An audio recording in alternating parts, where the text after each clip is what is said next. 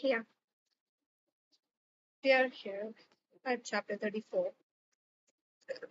So, let's just start. Holly, no, Holly. Holly, Holly knocked lightly on the door, and a gruff voice told her to enter. Her heart did a little flip at the sound of it, feeling as if she had been summoned to the principal's office at school. She wiped her clammy hands on her suit and entered the room. Hello, she said more confidently than she felt. She walked across the small room and held out her hand to the man who had stood up from his chair. He greeted her with a big smile and a warm handshake. The face didn't match the grumpy voice at all, thankfully. Holly relaxed a little at the sight of him. He reminded her of her father. He looked to be in his late 50s, with a big, cuddly bear physique, and she had to stop herself from leaping over the desk to hug him. His hair was neat, almost a sparkling silver color. His and she imagined he had been an extremely handsome man in his youth. Holy Kennedy, isn't it? He said, taking his seat and glancing down at her CV in front of him.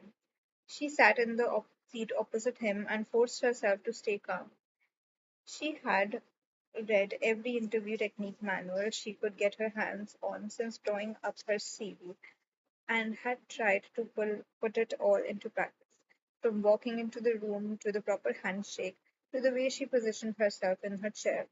She wanted to look as if she was experienced, intelligent, and highly confident, but she would need more than a firm handshake to succeed in proving that. That's right, she said, placing her handbag on the ground beside her and resting her shaking hands on her lap. He put his glasses on the end of his nose and flicked through her CV in silence. Foley stared at him intently and tried to read his facial expressions. It wasn't an easy task, as he was one of those people who had a constant frown on his face while he read. Well, it was either that or he wasn't at all impressed by what he was seeing. She glanced at his desk.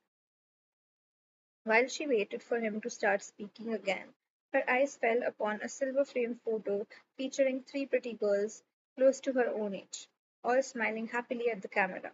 She continued to stare at it, with a smile on her face. When she looked up, she realized he had put the CV down and was watching her. She smiled and tried to appear more businesslike. Before we start talking about you, I'll explain exactly who I am and what the job entails, he said. Polly nodded, trying to look very interested.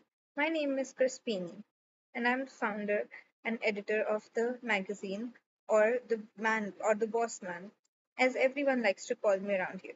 He chuckled, and Holly was charmed by his twinkling blue eyes. Basically, we are looking for someone to deal with the advertising aspect of the magazine. You know, the running of a magazine or any social media organization, is hugely or any media organization is hugely reliant on the advertising we receive. We need the money for our magazine to be published, so this job is very important. Unfortunately, our last man had to leave us in a hurry, so I would be looking for somebody who could begin work almost immediately. How would you feel about that? Coley nodded. That would be no problem at all. In fact, I'm eager to begin work as soon as possible. Chris nodded and looked down at her CV again. I see you have been out of the workplace for over a year now. Am I correct in saying that? He lowered his head and stared at her over the rim of his glasses. Yes, that's right. Woolley nodded, and I can assure you that was purely out of choice. Unfortunately, my husband was ill, and I had to take time off work to be with him. She swallowed hard. She knew that this would be an issue for every employer. Nobody wanted to employ someone who had been idle for the past year. I see, he said, looking up at her. Well, I hope that he's fully recovered now. He smiled warmly. Cody wasn't sure whether that was a question or not and didn't know what to say. Did he want to hear about her personal life? He continued to look at her, and she realized he was waiting for an answer. She cleared her throat. Well, actually, no, Mr. Feeney. Unfortunately, he passed away in February.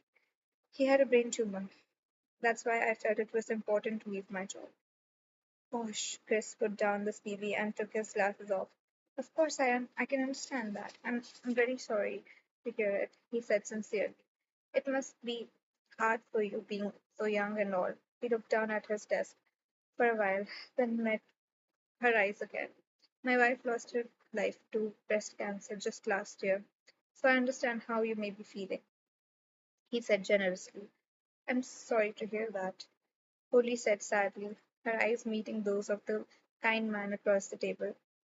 They say it gets easier, he smiled.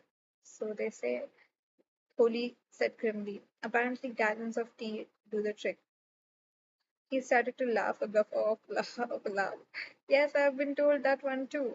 And my daughters informed me that fresh air is also a healer. Ah, yes, magic fresh air. It does wonders for the heart. Are they your daughters? She smiled, indicating the photograph. Indeed, they are, he said proudly. My three little doctors, who try to keep me alive. He laughed. Unfortunately, the garden no longer looks like that, though. Wow. Is that your garden? Polly asked wide eyed. It's beautiful. I presumed it was the botanical gardens or somewhere like that. That was Maureen's specialty. You can't get me out of the office long enough to sort through that mess. Oh, don't talk to me about gardens, Polly said, rolling her eyes. I'm not exactly Miss Green Fingers myself, and the place is beginning to look like a jungle. Well, it had looked like a jungle, she thought to herself. They continued to look at each other and smile, and Holly was comforted to hear a story similar to her own. Whether she got the job or not, at least it would be confirmed that she wasn't entirely alone, and other people had to cope with what she did.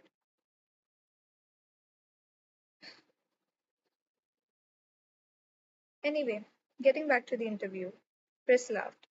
Have you any experience in working with media at all? Holly didn't like the way he said at all.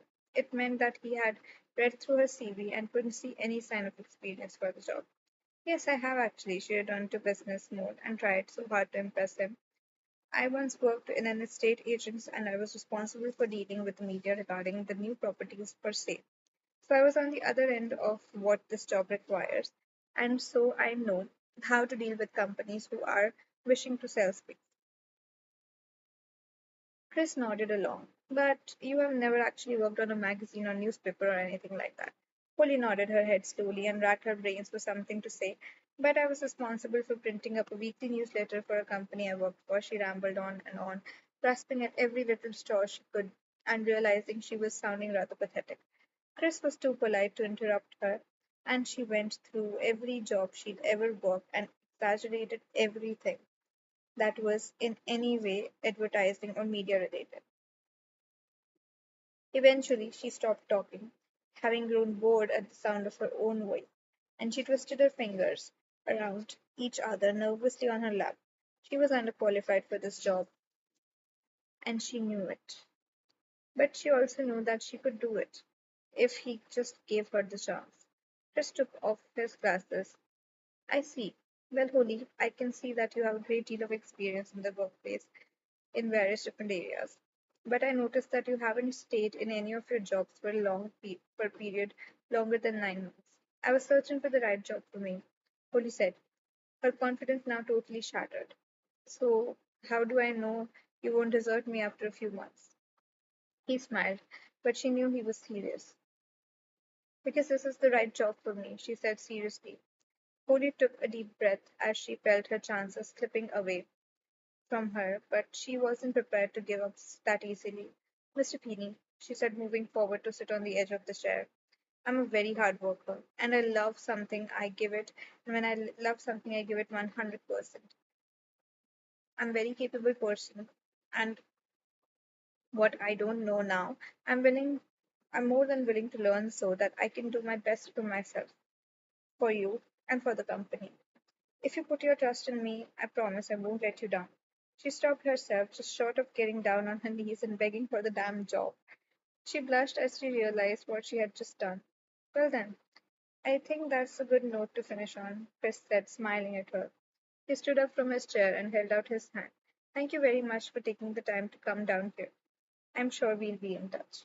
Cody shook his hand and thanked him quietly, picking her back from the ground, and felt his eyes burning into her back as she headed towards the door.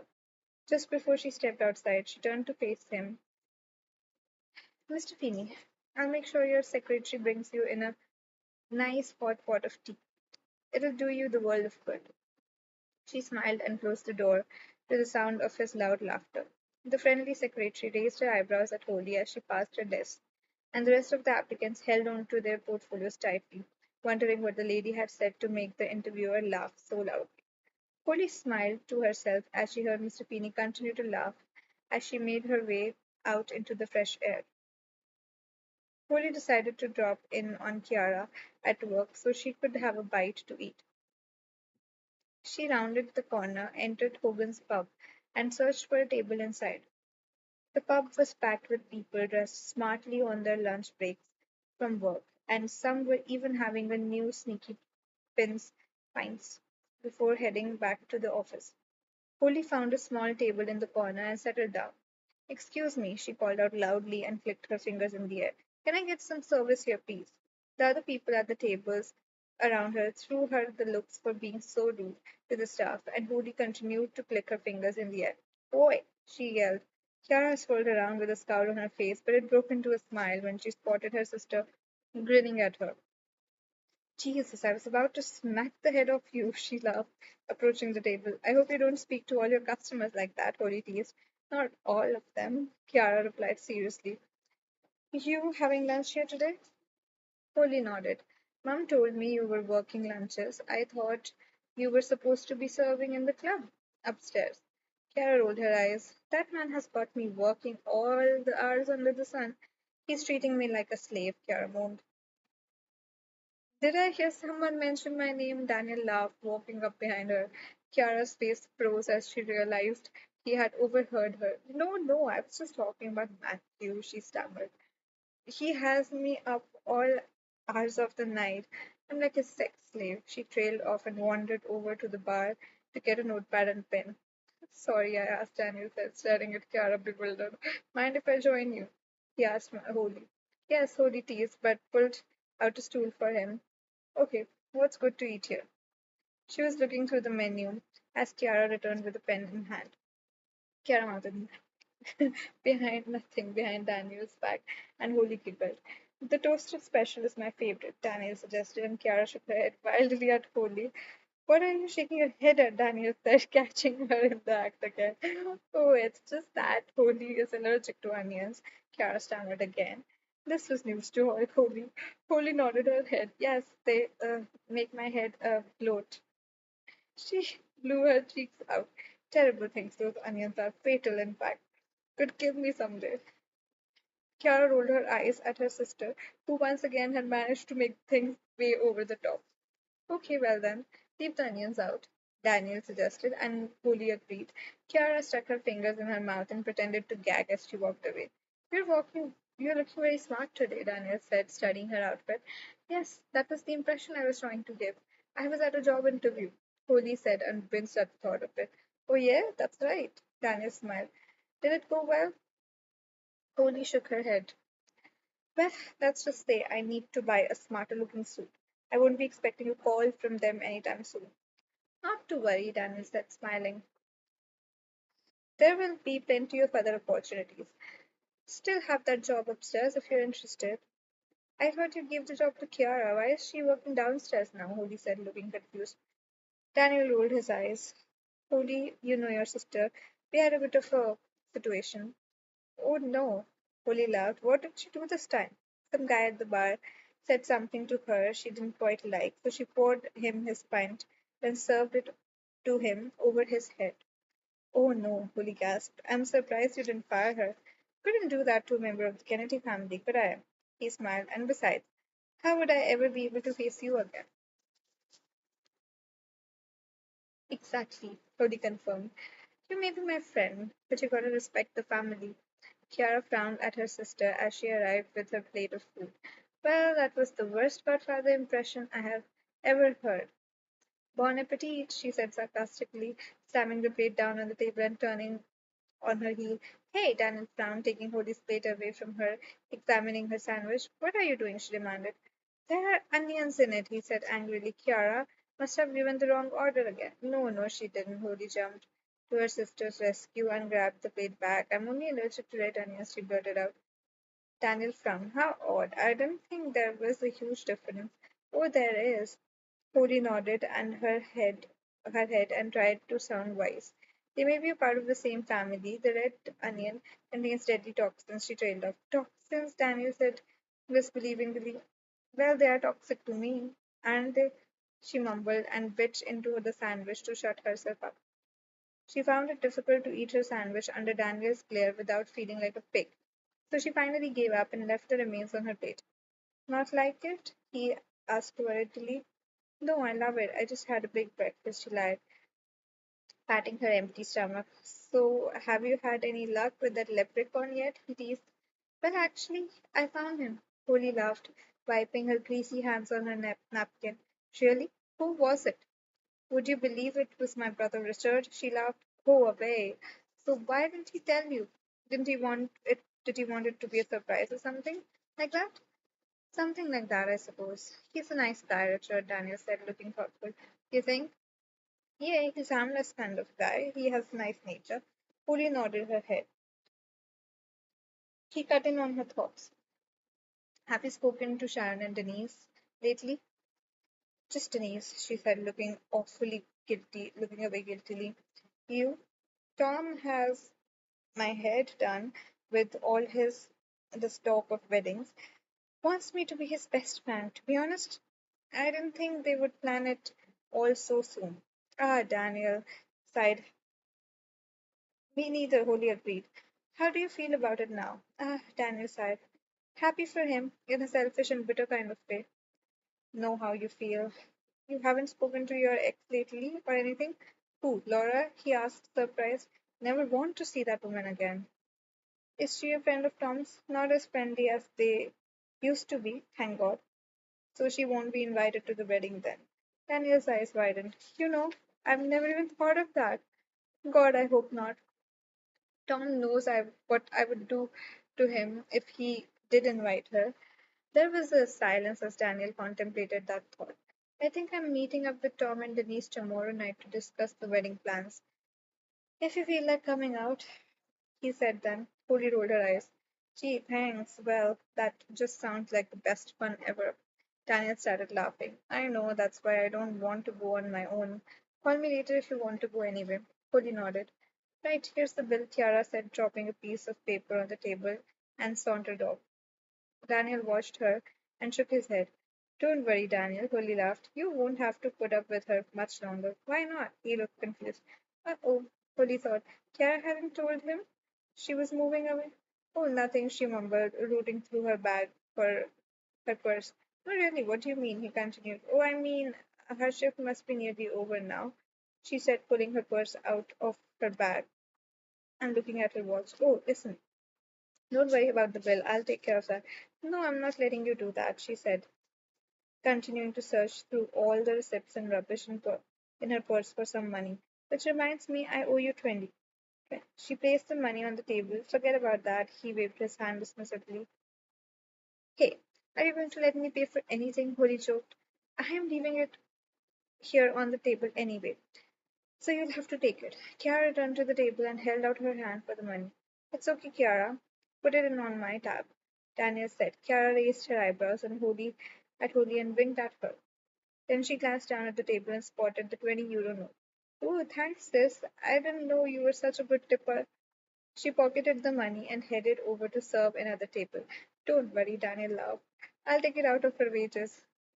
Polly felt relieved, finally, to be home as she drove down her housing estate. She had got very little sleep the night before due to pre interview nerves, and the pressure of the day had worn her out. She was looking forward to opening a bottle of wine and settling down for the night to ponder her next career move. Her heart began to pound as she spotted Sharon's car outside her house. It had been so long since Holly had spoken to her that she was embarrassed. She contemplated turning the car around and heading off in the other direction, but she stopped herself. She needed to face the music some time before she lost another best friend, if it wasn't too late already. Hey, life can be messy sometimes. Don't want to leave some people, but yeah, it's back to this. Oh, it's so sad. Um, we are done with chapter 34. I'll see you at chapter 35.